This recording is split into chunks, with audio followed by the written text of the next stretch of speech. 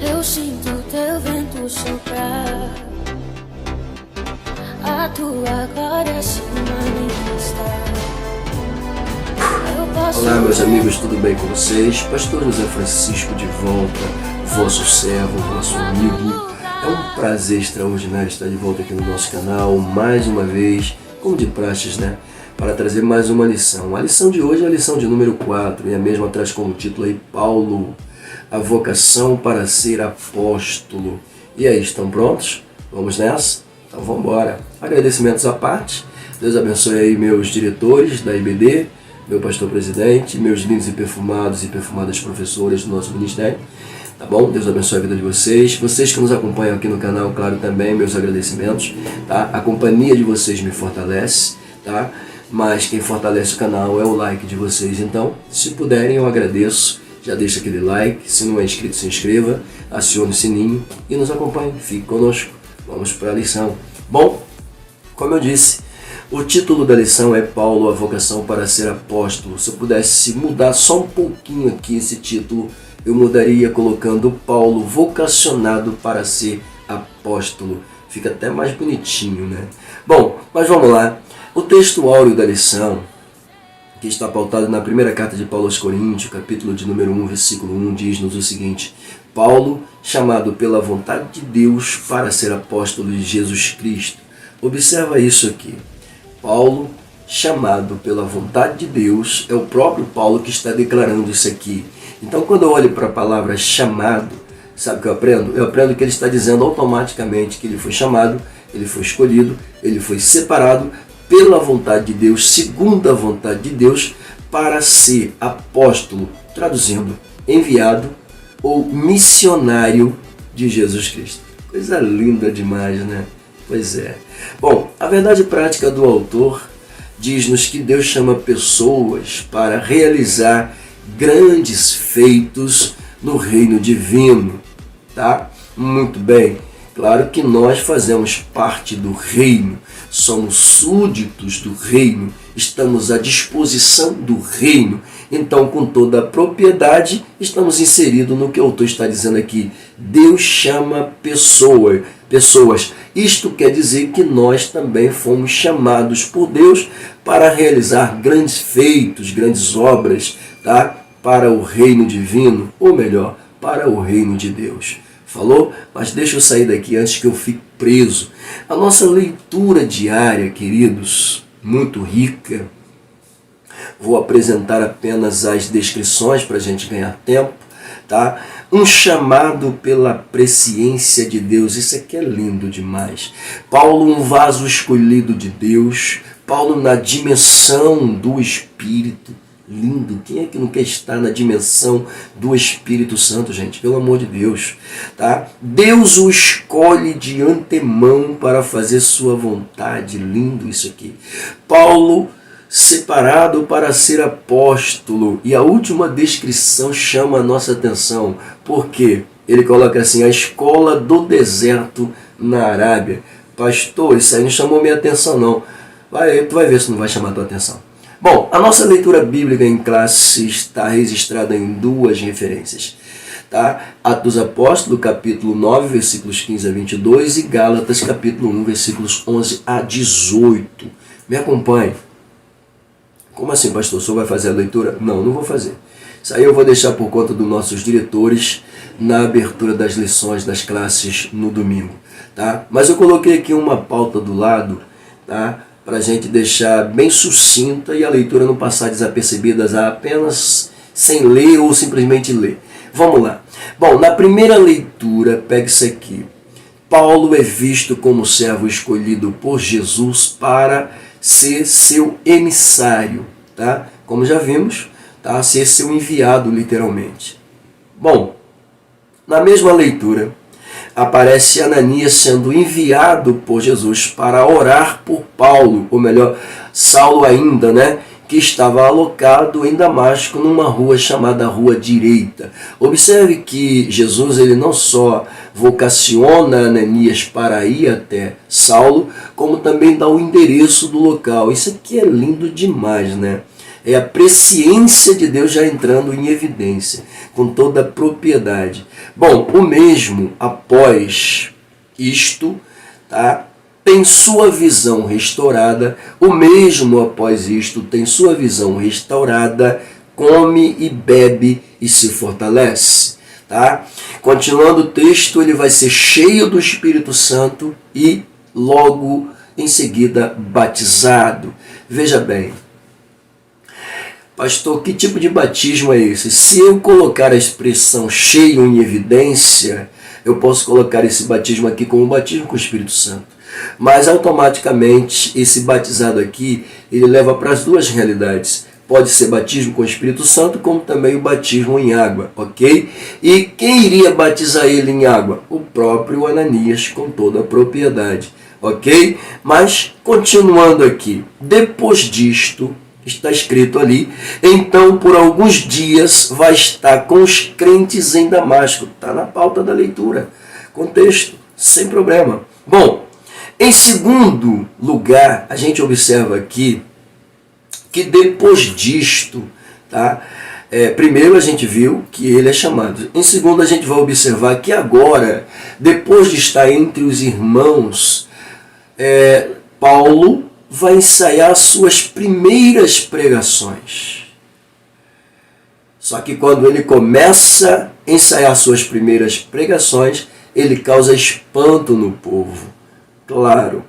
Apesar de se esforçar para mostrar que sua mudança de fato foi ocasionada pelo Cristo, não era bem visto e por isso vai se ausentar por um tempo. Ok?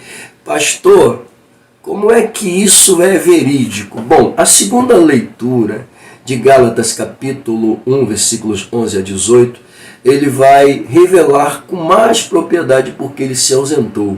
Tá? Na segunda leitura, vê-se literalmente seu esforço em mostrar que sua pregação não consistia de homem algum, mas do próprio Cristo. Observe que Paulo está se esforçando para mostrar para os seus irmãos que a mensagem que ele está trazendo não era de homem algum, era do próprio Senhor Jesus Cristo. Tá? Ele reconhece que foi extremamente zeloso com as tradições de seus pais, tá? E automaticamente ele começa a entender o porquê daquela resistência. Observe aqui que a gente vai voltar lá no início, tá? Quando ele ensaia suas primeiras pregações. E aí ele percebe a resistência, ele se ausenta. Aqui ele declara que vai para o deserto da Arábia, tá? E vai estar lá por cerca de 3 anos. Depois deste período no local, ele retorna para Damasco, tá? E agora ele se esforça novamente para mostrar que realmente foi mudado, transformado e que sua mensagem, tá? Ela é pautada e centrada no Cristo. Mas mesmo assim, ele ainda vai ter resistência de novo. Bom, ele faz uma declaração dizendo que foi até Jerusalém, até onde Pedro estava, e esteve com o mesmo por cerca de 15 dias. Mas nem isso foi suficiente para que o povo pudesse aceitá-lo logo de imediato. Bom, e aí, o que vai acontecer então com Paulo? Bom, Paulo vai ser levado, conduzido para a sua terra natal, Tarso, e segundo alguns historiadores, vai permanecer lá por um tempo, e um tempo muito maior que 3 anos, ok? Vai ficar um pouquinho lá no anonimato. Veja bem, o que eu aprendo aqui? Eu aprendo aqui que deserto não é o fim. Aprendo também que ficar no anonimato não quer dizer que é o fim da tua carreira. Pode acontecer que Deus precise deixar você um pouquinho no anonimato e levar você um pouquinho para o deserto, para você aprender a ser crente de verdade. Deixa eu só dar uma melhorada aqui e a gente já sai. Bom, primeiro que deserto, como eu disse, não é o fim, é apenas o começo de uma nova história. Tá? Se eu olho para o deserto na vida do povo israelita, eu aprendo que o povo era obstinado de coração, duro de coração, rebelde, traziam consigo resquícios da idolatria e precisavam ser purgados, purificados dessa maldade. Ou seja, o deserto na vida deles tinha uma finalidade de purgá-los, purificá-los, tá? Limpá-los literalmente da idolatria, da rebeldia, tá? Da dureza de coração. É bem verdade, a gente vê com muita propriedade que a nação que sai do Egito, salvos Josué e Caleb, perece toda ela no deserto. A nova geração que nasce no deserto vai ser conduzida então por Josué às terras da conquista, ok? Muito bem, então aqui nós temos a primeira ideia do deserto, tá? Purgar, limpar. Falou? Bom, a segunda apresentação que nós temos aqui do deserto é quando Jesus, com toda a propriedade, é conduzido pelo Espírito Santo para o deserto para ser tentado. Observe que a primeira ideia no deserto é purgar. A segunda apresentação, onde Jesus vai para o deserto, é para ser provado. Mas no caso de Paulo, Paulo não vai para o deserto para ser tentado, Paulo não vai para o deserto para ser purgado, tá? Ele vai para o deserto por vontade própria. Que isso, pastor? Ele foi para o deserto por vontade própria e lá esteve por cerca de 3 anos. Então fica aqui uma deixa, independente de que maneira você vai entrar no deserto, saiba de uma coisa, você não vai sair de lá do mesmo jeito. Ok? Se for para ser purgado, tu vai sair de lá purificado. Se for para ser provado, tentado, tu vai sair de lá vitorioso. Se tu for para lá por vontade própria, para aprender, tu vai sair de lá sábio. Aprenda isso, querido. Em nome de Jesus, deixa Deus te usar. Vamos lá? Bom, deixa eu sair daqui. Vamos para os objetivos da lição finalmente. Bom, a lição ela se divide em 2, o geral, tá? E os específicos. Não vou me deter muito aqui não, pode ter certeza, tá? No geral ele coloca aqui, revelar que Deus vocaciona atualmente os crentes. Claro que Deus vocaciona. Claro que Deus vocaciona. Tá? O que é vocacionar, pastor? Chamar. Claro que Deus chama. Com muita propriedade. Bom, nos específicos aqui salientar o ponto de partida da vocação de Paulo. Enfatizar que a vocação de Paulo foi efetivada pelo próprio Cristo sangue de Jesus tem poder, que foi efetivada pelo próprio Cristo ressurreto, ok? E por último, relacionar a vocação de Paulo com o aprendizado no deserto. Olha o deserto de novo aqui, ok? Vamos lá, querido. Saindo então aí, tá? A gente se depara interagindo com o professor, que eu chamo de prévia do autor, né? Muito bem, geralmente eu deixo a prévia dele bem sucinta, mas dessa vez eu não mexi não. Eu apenas coloquei destaques ali só para eu saber onde que eu estou, né?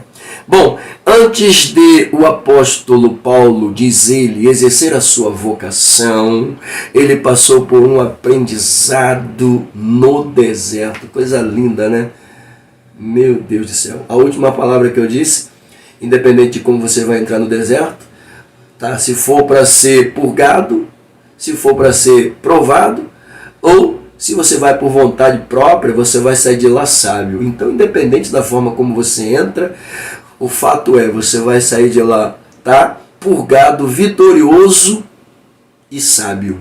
Pega a visão. Então ele vai para o deserto para um aprendizado. O autor continua dizendo que o deserto lhe ensinou mais ainda sobre Jesus e aproveitou o momento em que estava no deserto para poder avaliar-se diante de suas crenças e convicções, tá?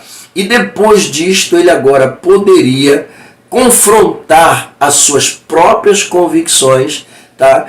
Com base, com revelação, diante da graça de Deus em Cristo Jesus que alcançou a sua vida. Bom, o autor continua dizendo mais ainda que no deserto ele pôde refletir sobre a simplicidade, dominar suas paixões instintivas e por meio da solidão aprender a depender de Deus. Coisa linda demais isso aqui, pelo amor de Deus, gente.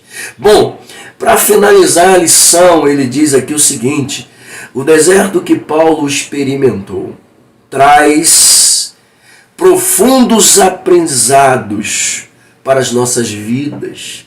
Olha só. pode trazer profundos aprendizados para nossas próprias, desculpa, não tem que ser, né?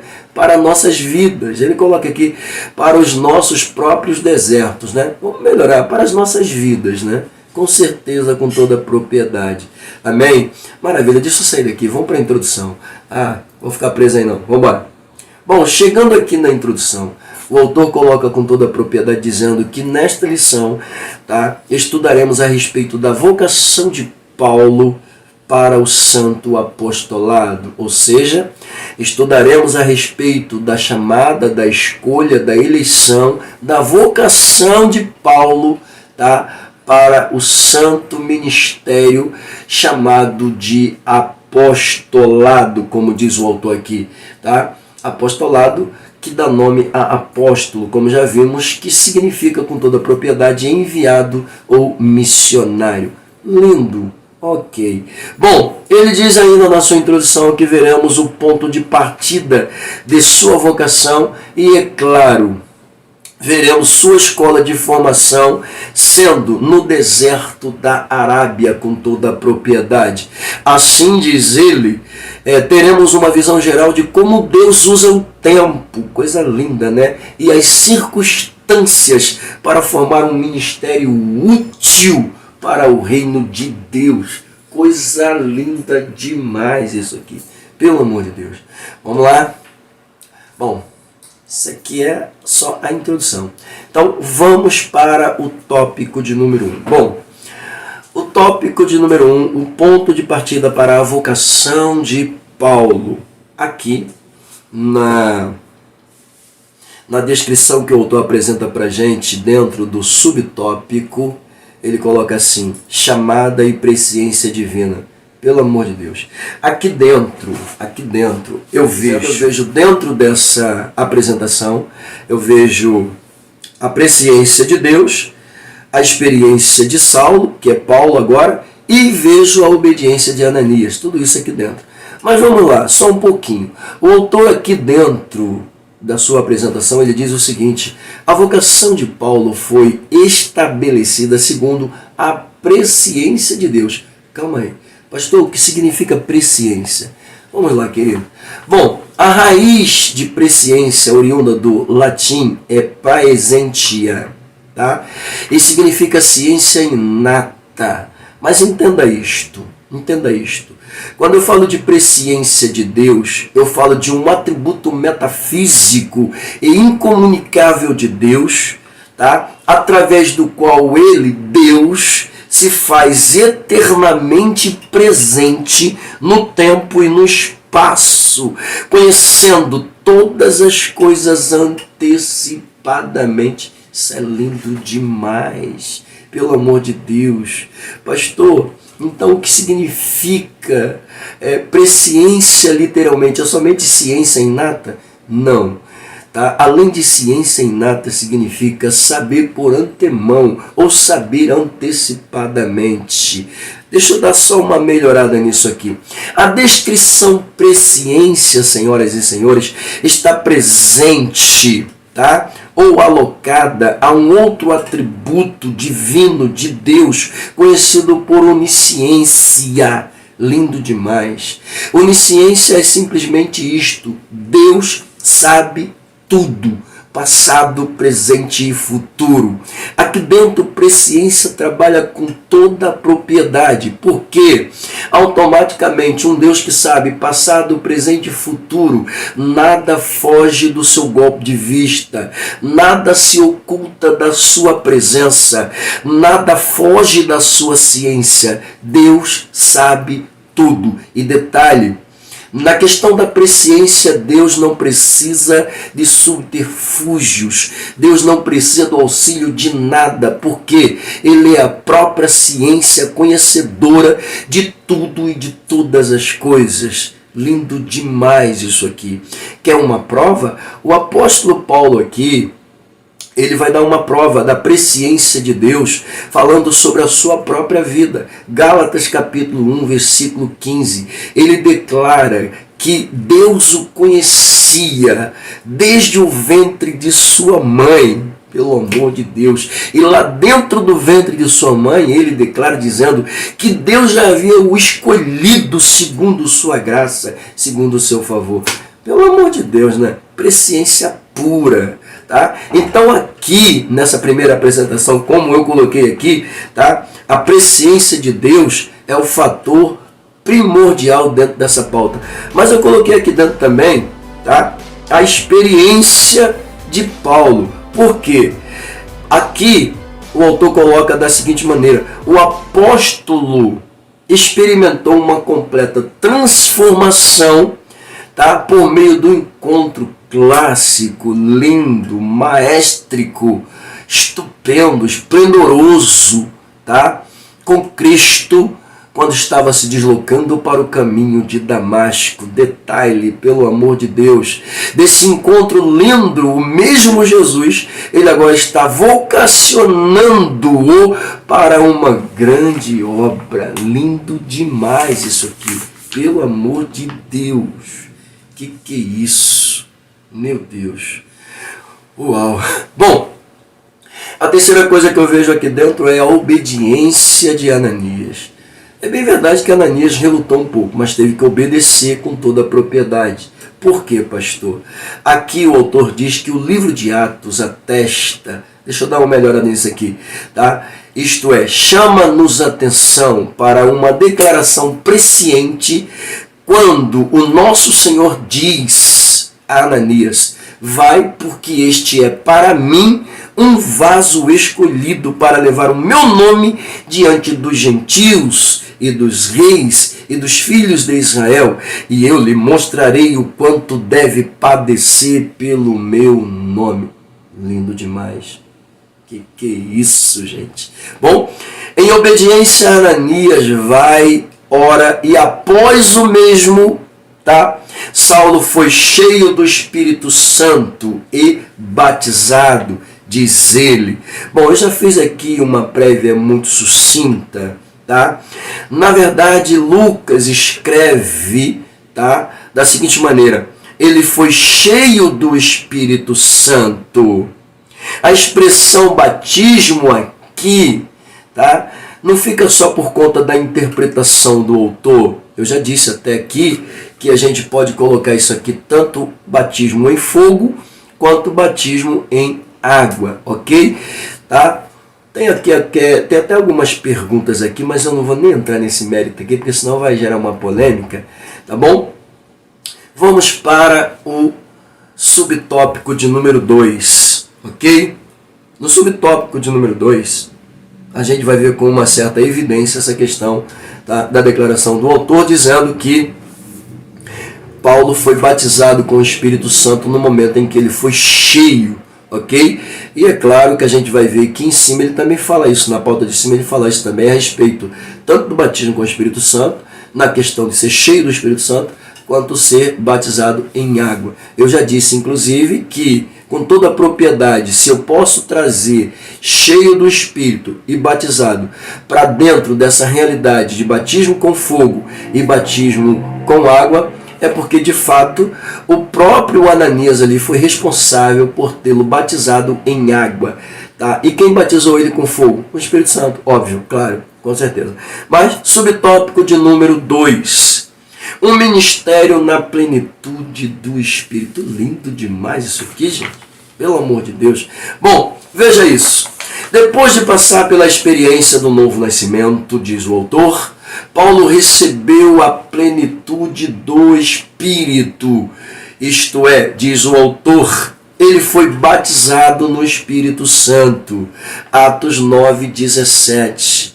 Ok? Como? O apóstolo Paulo foi batizado?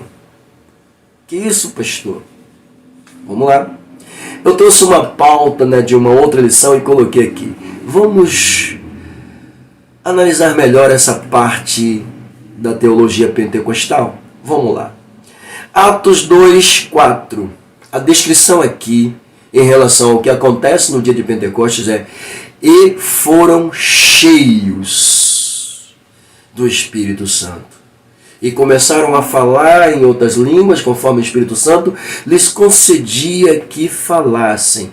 Observe, e foram cheios do Espírito Santo. Aqui, nessa apresentação da teologia pentecostal, tá? Cheio é visto como a descida, literalmente, do Espírito Santo, como descreve João lá em Mateus capítulo 3, versículo 11, ok? E ele vos batizará com o Espírito Santo não muito depois destes dias. Coisa linda demais, tá? Então, naquela ocasião de Atos, tá? O batismo com o Espírito Santo se relaciona com o fator ser cheio literalmente. Ali, cheio, tem tudo a ver com o batismo com o Espírito Santo, com toda a propriedade. Amém? Isso é só para a gente entender o que o autor está colocando em evidência aqui. Paulo foi cheio do Espírito Santo. Se foi cheio do Espírito Santo, me explica a sua força, me explica a sua determinação, me explica a sua coragem, me explica a sua ousadia, me explica o seu fervor e a sua determinação, se não fosse o Espírito Santo movimentando a sua vida, tornando-a eficaz e fazendo agora o mesmo, amar a Jesus de forma mas tão importante, ao ponto de querer se parecer com Jesus em todas as áreas da vida. Fala sério, batizado com o Espírito Santo. Veja isto então. Por etapa. Deixa eu dar uma respirada que isso cansa, né? Bom, vamos por etapa. Ananias foi então até Paulo, pôs as suas mãos nele. Pronto. Coisa linda, né? Isso aqui. Tá? Primeira coisa que acontece, as escamas caíram dos seus olhos, a cegueira foi arrancada dos seus olhos. Interessante que isso aqui me faz lembrar da lição passada, onde Jesus o cega fisicamente, tá? Porém abre os seus olhos espirituais. Ele fica cego fisicamente, mas os seus olhos espirituais são abertos. Ou seja, automaticamente aquilo que era natural para ele fica totalmente desestabilizado, fica totalmente fora de sintonia. Ele agora começa então a entrar dentro de uma nova sintonia, ok? Bom, mas aqui com toda a propriedade, deixa eu voltar para cá, né? Lição de lá já foi. Bom, aqui ele diz que as escamas caíram, a cegueira foi embora e ele volta a ter a sua visão restaurada. Coisa linda, pelo amor de Deus. Bom, se Ananias coloca a mão sobre ele, ora, Paulo já estava quebrantado, né? E então ele foi cheio do Espírito Santo. Essa expressão aqui, cheio do Espírito Santo, corrobora, autentica, comprova que ele foi batizado com o Espírito Santo. Pegou? Muito bem. Eu sei que vai haver divergência, eu sei que vai haver comentário, sempre tem. Na verdade tem uns manés por aí, né? Que fica tentando colocar o seu dedo contrário dentro da teologia pentecostal, para dizer que não, e bababá. Tem até aqueles, não, qualquer dom é batido. Ah, pelo amor de Deus, gente, isso é o sangue de Jesus na vida desse povo. Ah, eu não sei que Bíblia eles estão lendo, não. Bom, vamos para cá, deixa eu voltar. Bom, aqui o autor diz que o versículo 17 é expressivo, quando diz que ele foi cheio do Espírito Santo. Tá? Logo, isto aqui, por ser lá, vamos lá com calma. Logo, isto aqui, por ser aludido como o batismo no Espírito Santo, literalmente apenas nos comprova com autenticidade que Paulo o foi de fato. Bom, a pauta está grande, né? A pauta está grande. Eu trouxe até uma outra apresentação aqui, só para a gente ter um pouco mais, tá, de compreensão do assunto. Eu coloquei assim, vamos melhorar isto. Em outra passagem observamos, então, Pedro, cheio do Espírito Santo, disse, Atos 4:8. Bom, isso aqui é só para a gente mostrar a expressão cheio. Ora, Pedro foi batizado no dia de Pentecostes. Logo, a expressão mostra a dinâmica do Espírito na vida do apóstolo com toda a propriedade. Tá? Da mesma forma, o trecho Saulo, que também se chama Paulo, cheio do Espírito Santo, Atos 13:9, fala de alguém já batizado no Espírito Santo. Que isso, gente. E quais são as referências? Atos 9, 17, 18, as mesmas que nós estamos usando aqui com toda evidência, tá? Bom, para a gente terminar, é evidente que cheio do Espírito Santo se refere à plenitude do Espírito também, tá? Plenitude esta que a gente vê em Atos dos Apóstolos, capítulo 1, versículo de número 8, e há de ser que não muito depois destes dias, lindo demais, tá bom, chega, vamos lá, vem pra cá. Bom, deixa eu ver se precisa fazer mais algum comentário. Bom, fiquem à vontade, eu acho que eu já falei tudo aqui. Subtópico de número 3, Deus mudou o nome de Saulo para Paulo? É uma pergunta. Deus mudou o nome de Saulo para Paulo? Bom, queridos, na Bíblia, tá? Não vê-se nenhuma declaração de que Deus fez isso de fato na vida de Paulo. A gente vai ver ele fazendo isso em relação a Abrão, do qual ele substituiu para Abraão. Então, Deus mudou o nome de Abrão para Abraão, tá? Mudou o nome de Jacó para Israel. Jesus mesmo, ele também fez uma mudança em relação a Pedro. Pedro, antes chamado de Simão, passa a ser chamado de Pedro. Observe isso. Mas em relação ao apóstolo Paulo, não temos nenhuma evidência bíblica, nada que diga que a mudança de nome de Saulo para Paulo foi obra divina. Não foi. Ok? Foi uma decisão do próprio Paulo com toda a propriedade. Uma vez que Saulo é uma referência, tá, ao nome de origem judia, que faz até uma alusão ao nome do rei Saul, tá? O autor até usa um termo aqui bem interessante, né? O nome Saulo, aportuguesado de Saul, remota a sua origem judaica. Já Paulo, aportuguesado de Paulus, em latim, tá? Visa sua cidadania romana. Então, automaticamente, Saulo é nome de origem judaica, tá? E Saulo é nome de origem latina, tá bom? Lembrando que, automaticamente, o mesmo agora após converso, ele não passa mais a ser chamado de Saulo. É por opção dele agora ser chamado de Paulo, ok? Bom, se não me foge a memória, Saulo está relacionado a aquele que é visto, aquele que é desejado. Há uma outra ambiguação que declara Saulo como grande, tá? Se isso for verídico, então automaticamente quando ele recebe o nome de Paulo, tá? O mesmo parafraseia o significado de pequeno, ou seja, ele deixa de ser grande Saulo, assustador Saulo, perseguidor Saulo, para ser o pequeno Saulo nas mãos do Senhor. Logo, o nome Paulo aqui remete-nos a uma realidade que o único grande é Deus em sua vida, ok? O único grande é Deus, tá? O único grande é Deus. Pronto, querido. É isso. Segundo o subtópico da lição, vocação efetivada pelo Cristo ressurreto. Bom, subtópico de número 1, Saulo viu o esplendor glorioso do Cristo ressurreto, Atos 9, 3 a 6. Bom, gente, a gente vai ficar aqui repetindo pautas da lição passada, tá? Mas eu vou tentar aqui não fazer isso, né? Bom, o autor diz aqui, não foi uma miragem nem uma ilusão de ótica. Saulo viu realmente o Cristo ressurreto, a quem ele perseguia. Ele declara que viu, né? Ele declara, o seu testemunho passou a ser pautado em cima disso, dizendo que ele mesmo viu Jesus com toda a propriedade. A visão gloriosa ofuscou seu orgulho, ante as autoridades judaicas. Observe que ele era orgulhoso, realmente. Paulo tinha um orgulho, uma soberba assustadora, tá?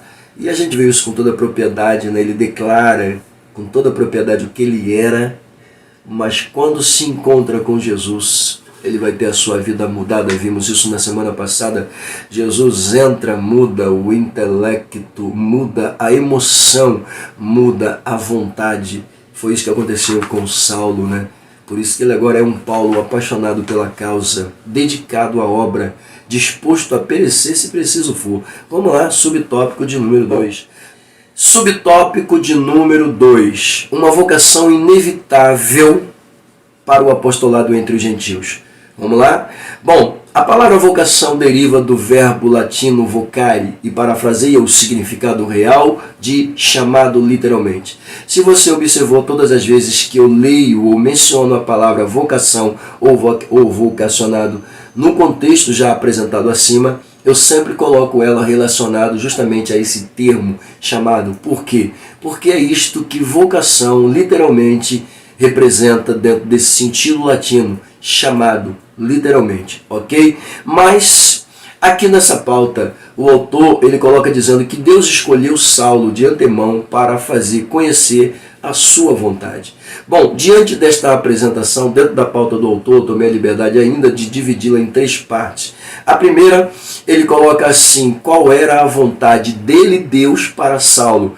E ele responde dizendo que a vontade de Deus era torná-lo um embaixador de Cristo e um pregador do Evangelho com toda a evidência. Tá? A gente vê isso literalmente. Bom, ele até fala aqui sobre as cartas, sobre as igrejas, tá? E a intenção de Paulo era justamente mostrar isso com toda a propriedade. Paulo, apóstolo de Jesus Cristo, pela vontade de Deus. Ele faz questão de mostrar isso. Bom, número 2. O apóstolo não foi ordenado em Jerusalém, nem por uma comissão de apóstolos formadas por Pedro, João e Tiago e por outros apóstolos de Cristo. Não, ele não passou por isso. Tá? Ele não precisou passar por esse crivo. Por quê? Porque o mesmo foi alocado a essa posição de apóstolo após o próprio Jesus, tá? O convocá-lo. E quando coloca Ananias para ir orar por ele, tá? Jesus declara com toda a propriedade que Saulo seria um enviado dele para os gentios, para as autoridades e para os israelitas de modo geral. Então aqui a gente vê com toda a propriedade, tá, que a intenção de Jesus era literalmente fazer de Paulo um apóstolo, um instrumento, tá, um servo escolhido com toda a propriedade, selecionado para levar o seu nome adiante, tá, entre os gentios, como já disse. Tá? E diante das autoridades e dos filhos de Israel. Bom, número 3, Ananias, com a autoridade delegada pelo próprio Senhor Jesus, numa visão foi ao encontro de Saulo na rua chamada Direita e lá, chegando, impôs as mãos sobre Saulo. E aqui a gente já viu o que aconteceu com toda a propriedade depois deste grande acontecimento. Tá? Observe aqui mais uma vez, o autor traz em evidência aquilo que eu já disse, né?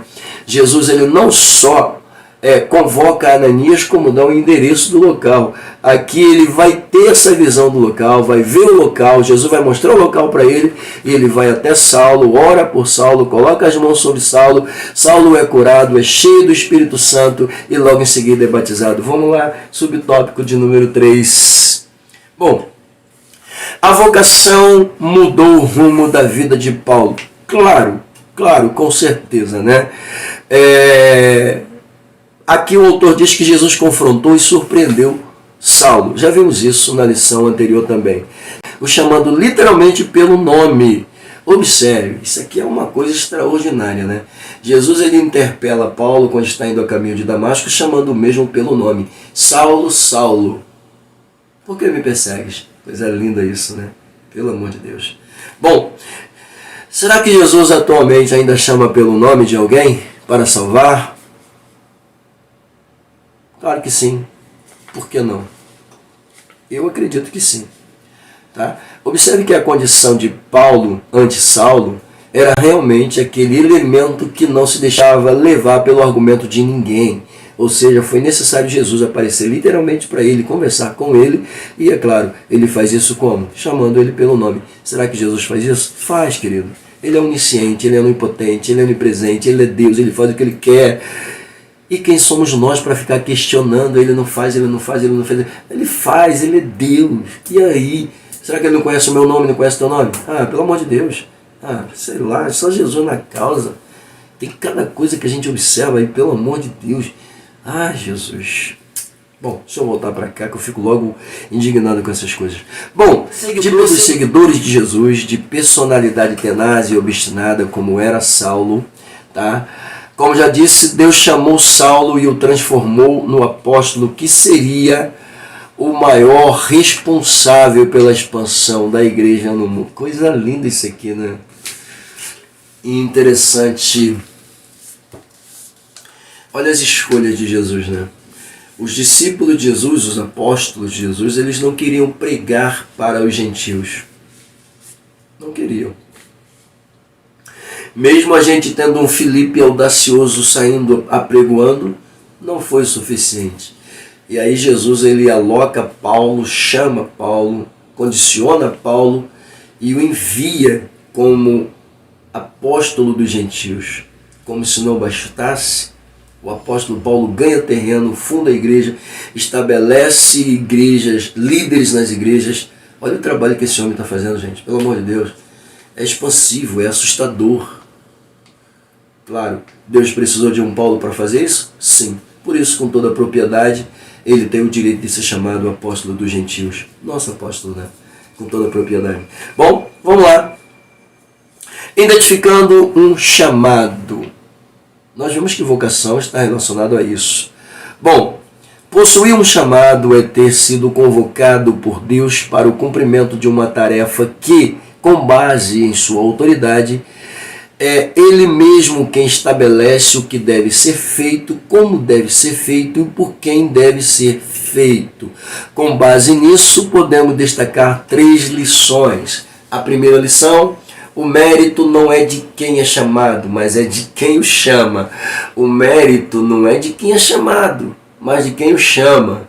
Quem chamou foi Deus. Então toda honra e toda glória é para Deus. Segundo, a tarefa a ser realizada não pertence a quem foi chamado, mas a quem o chamou. A tarefa a ser realizada não pertence a quem foi chamado, mas a quem o chamou. Novamente, a Deus.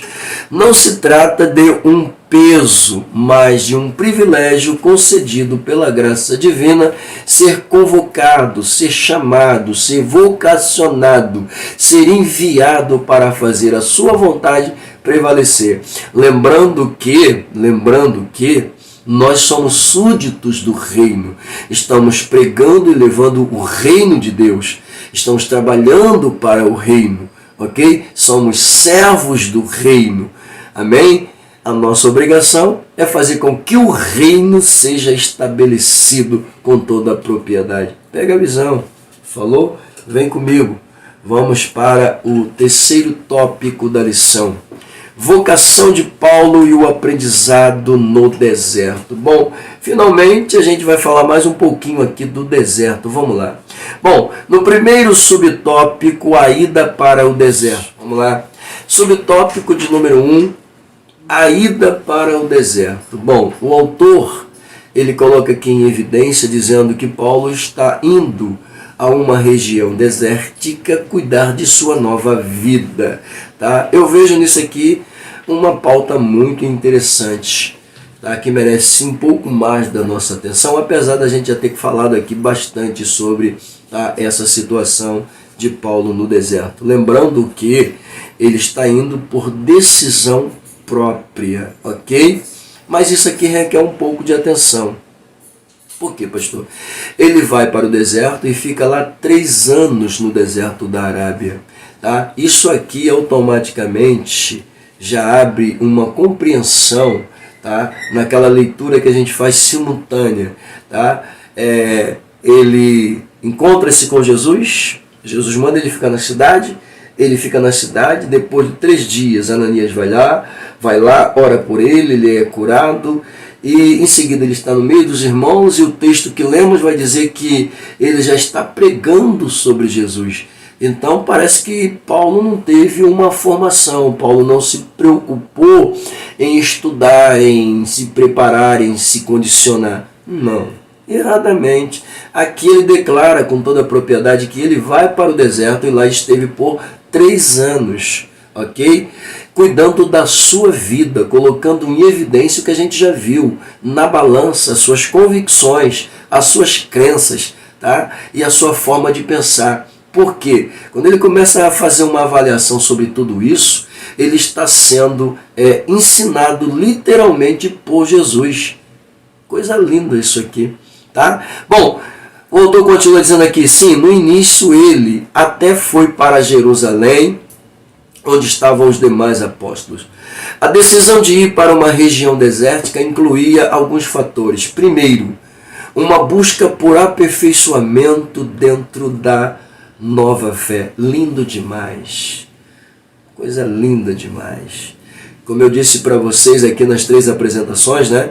Israel entra no deserto para ser purgado. Jesus vai para o deserto para ser provado. Paulo vai para o deserto sozinho para se tornar sábio, para aprender, para se tornar inteligente. Mais do que já era, né? Meu Deus do céu. Isso aqui é maravilhoso, né?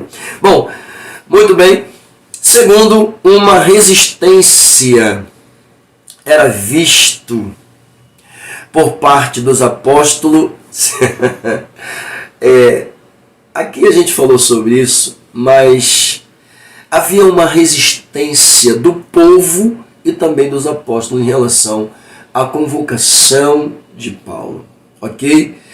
E, enfim, o autor diz que ao fazer isso, indo para o deserto, ele não está sendo presunçoso e também não está colocando aqui em questão alguma dificuldade em obedecer à ordem dos apóstolos.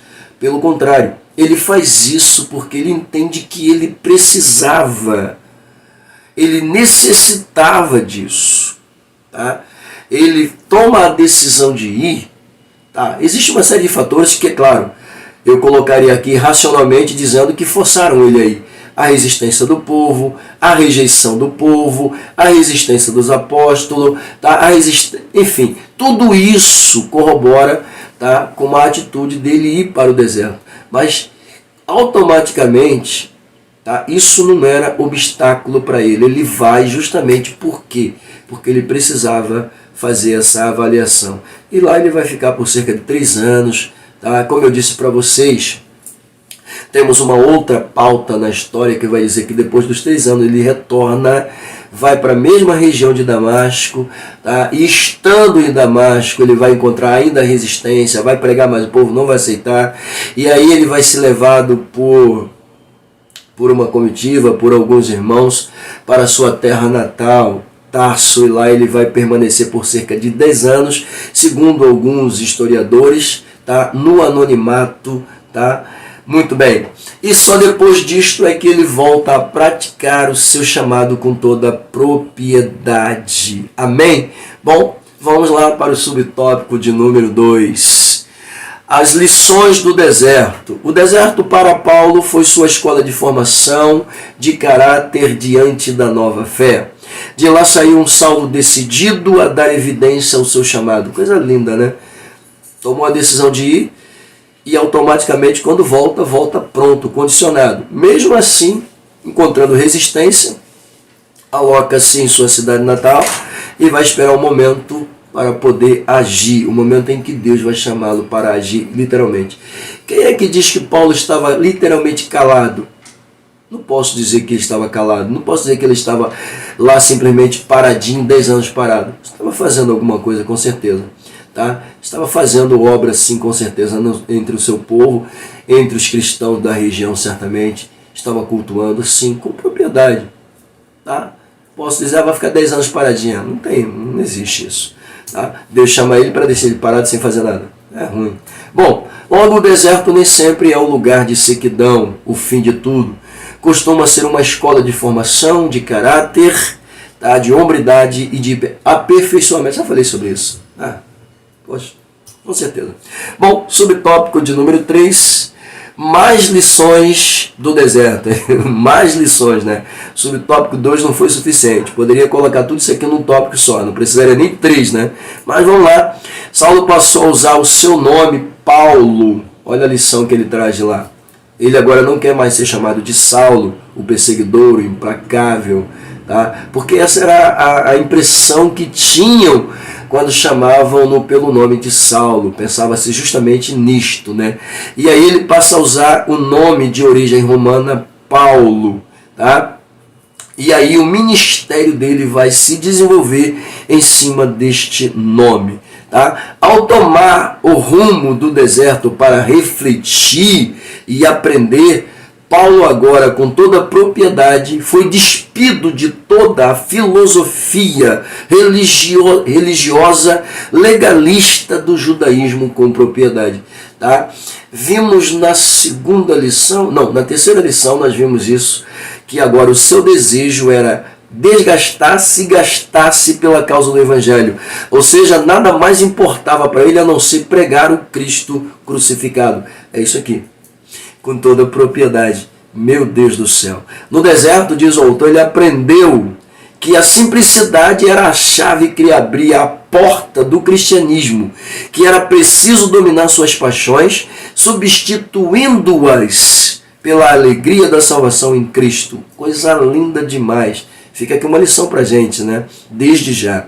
Ele também aprendeu que a imensidão do deserto esmaga o poder e a fraqueza do homem. Agora, ele só pode depender de Deus. Olha só. Esmaga o poder e a fraqueza do homem. No deserto, a soberba cai por terra. A altivez se rende. É isso. Pelo amor de Deus, olha que ele está tomando a decisão de ir para o deserto, porque ele entende que precisava passar por aquela área, por aquela região. O que é isso, pastor? Ele está entendendo que precisava aprender, não só avaliar seus conceitos e preceitos, mas aprender literalmente. E percebeu ele que no deserto, tá? Deus esmaga o poder do homem, a soberba do homem, a altivez do homem. Deixa eu melhorar. A gente vê isso com quem? Com o povo israelita quando está atravessando o deserto. Ufa! E com Jesus não. Jesus vai porque o Espírito coloca ele lá para ser provado, para ser tentado. Tá? Essa batalha que Jesus enfrenta foi importante na vida dele. E é claro que isso nos leciona. Teremos os nossos momentos de deserto. Teremos os nossos momentos em que ou iremos por decisão própria, a fim de aprender e esmagar a nossa altivez e a nossa soberba lá no deserto, ou o próprio Espírito Santo vai nos pegar e vai nos colocar lá para a gente aprender. Ok? Então, se o Espírito Santo tiver que pegar você, levar você para lá, faz o seguinte, toma a decisão e vai logo, se conserta logo. Já fala para ele, Espírito Santo, estou indo, eu preciso aprender. Amém? Maravilha. Querido, que Deus abençoe, tá muito bom isso aqui. Tá? No deserto, o homem agora vai mostrar a sua fraqueza, a sua debilidade, tá? E vai depender única e exclusivamente de Deus. Maravilha. Oh, meu Deus do céu. Muito forte essa pauta aqui, né? O autor continua dizendo, Paulo descobriu também, na experiência do silêncio e da solidão do deserto, que as coisas de Deus são do modo como Ele quer e não como nós queremos. Coisa linda, né? É interessante demais isso aqui. Tá? O deserto nos ensina lições maravilhosas. Mas será que eu tenho que ir para o deserto para ter que aprender isto aqui? Será que eu tenho que passar pelas provações para aprender isso aqui? Se necessário for, Paulo entendeu que era. Ele precisava estar lá. Bom, ao invés de estar enfrentando aqui a resistência, não adianta, eu vou fazer o seguinte, eu vou para lá. Eu não vejo nenhum problema em ter que obedecer a ordem dos apóstolos, mas eu vou para lá, eu vou aprender, ok? Eu me arrependo, eu sinto tristeza, eu sinto dor, eu sinto uma tristeza profunda só de pensar que eu maltratei os meus irmãos, mas eu vou para lá. eu vou para lá. Eu fui blasfemo, eu fui realmente irracional, eu fui louco, né, literalmente. Eu fui literalmente tomado por uma bestialidade e eu precisava ir para o deserto, ok? Eu sei que Jesus entrou aqui, mudou aqui dentro, mudou meu intelecto, regenerou, né, meu intelecto, atingiu as minhas emoções, convenceu-me de que a minha vontade não é maior do que a dele, então eu preciso ir para lá, preciso aprender. É lá que eu vou aprender, é lá que eu vou crescer, é lá que eu vou me fortalecer, é lá, deserto, ok? Bom, ensina a ser até líder, diz o autor aqui. O deserto ensina até você a liderar, pelo amor de Deus, e também a entender que o reino precisa ser expandido. Vamos lá, vamos para a conclusão finalmente, né? Vamos lá. Bom, a conclusão aqui, o autor diz que a grande verdade que aprendemos nesta lição é que Deus não mudou seu método para vocacionar e chamar a quem Ele quer. Não, Deus não mudou nada, Ele continua do mesmo jeito, tá? Para vocacionar e para chamar. Nós mudamos. E às vezes quando mudamos achamos que Deus muda também. Deus não muda nada, gente. Quem muda somos nós. Quem faz besteira somos nós. Quem tem que ser consertado somos nós. Deus permanece chamando do mesmo jeito, da mesma forma, com toda a evidência. Ok? Bom, para isso ele usa a experiência muitas vezes, olha que coisa, né? Para nos ensinar, para nos lecionar, para literalmente mostrar que ele continua sendo o mesmo. Ele coloca às vezes as nossas vidas em locais como o deserto, como colocou o povo, para que os mesmos, através das experiências de vida que tiveram, pudessem de fato e de direito aprender alguma coisa. Aprender que mesmo na solidão, na sequidão da caminhada do deserto, ele era Deus de providência e que eles iriam depender única e exclusivamente dele. Então, Deus tem suas multiformes, tá, maneiras de operar, de trabalhar. E só Ele sabe trabalhar com toda propriedade, tá, e com toda exatidão. Bom, é preciso aguçar a nossa sensibilidade espiritual para identificarmos o chamado de Deus para a nossa vida. Bom, fechando aqui então, eu faço uma pergunta, né? Será que os nossos alunos estão prontos para atender ao chamado do Senhor? Será que estão em condições de obedecerem ao chamado do Senhor? Se precisarem ter que ir para o deserto para serem lecionados pelo próprio Deus, será que irão? Será que os nossos alunos estão prontos para isso? Bom, queridos, nós aprendemos aqui com Paulo. Vimos a vida de Paulo aqui, depois da conversão de fato, ele agora sendo um vaso escolhido por Deus, vocacionado por Deus, com uma obrigação. Uma obrigação. Mesmo diante da resistência que apareceu diante dele, ele permaneceu focado, decidiu mudar a sua própria vida. E através disso, a gente aprende com ele, tá? O exemplo de ser um cristão autêntico e verdadeiro. Tanto é que ele escreve, certa feita, dizendo que se os irmãos não conseguiam imitar a Cristo, que imitassem ele. Olha só que responsabilidade, né? Imitem a mim. Eu costumo dizer que ao declarar isso, Paulo está dizendo, se não conseguem imitar a ele, imitem a mim. Se vocês conseguirem me imitar, né, de uma certa forma, olha a sabedoria, né? Vocês vão estar, ou seja, estarão imitando a ele. Então, se imitarem a mim, já é o suficiente. Por quê? Porque ele imitava a Cristo. Então, o que ele estava dizendo? Se não conseguem imitar a Cristo porque acham que está longe demais, olhem para mim, me imitem. Porque ele imitava a Cristo. Então, de uma certa forma, quem imitava Paulo estava imitando a Cristo através de Paulo. Ok?